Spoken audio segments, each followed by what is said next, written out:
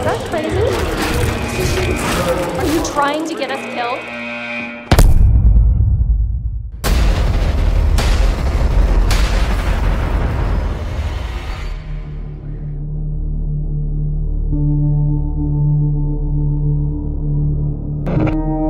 The Inpatient is a psychological horror game made exclusively for PlayStation VR, and it's set in the Blackwood Sanatorium in the 1950s. No!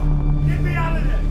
It's a different kind of horror in some ways to both Until Dawn and Rush of Blood, and it feels significantly more psychological as a result. Help! You can't just leave me in here! The character in the game can't recall anything that's happened prior to the game starting, so in that sense they know as much about the story as the player knows when they embark on the game. So I think it'd be wrong for us to give anything away about that, and that is uncovered during the experience. Do you remember who I am? Do you know why you're here? The great thing about PlayStation VR is it puts you right in the action. You're playing as yourself.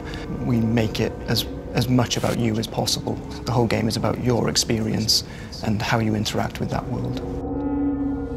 We've used the technology of the Move controllers, the PlayStation VR itself, to fully immerse the player in that, in terms of how we track movements of the player's hands and how they use that to pick objects up, pass them hand to hand, so that it actually feels totally natural, and the technology allows us to do that. What we really want is for people to play the part of the patient, to actually act and perform that part, and so the voice control is an integral part of that. If a character is speaking to you, you just say the words to respond how you'd like, and the system makes the choice appropriately. You understand I want what's best for you. I think the Inpatient in VR generally is very different, because we'd expect people to be playing this largely with headphones on, because that's the way to get the real true immersion. To actually feel quite alone and isolated in there is actually, I think, a big part of the experience. It's too big to keep quiet.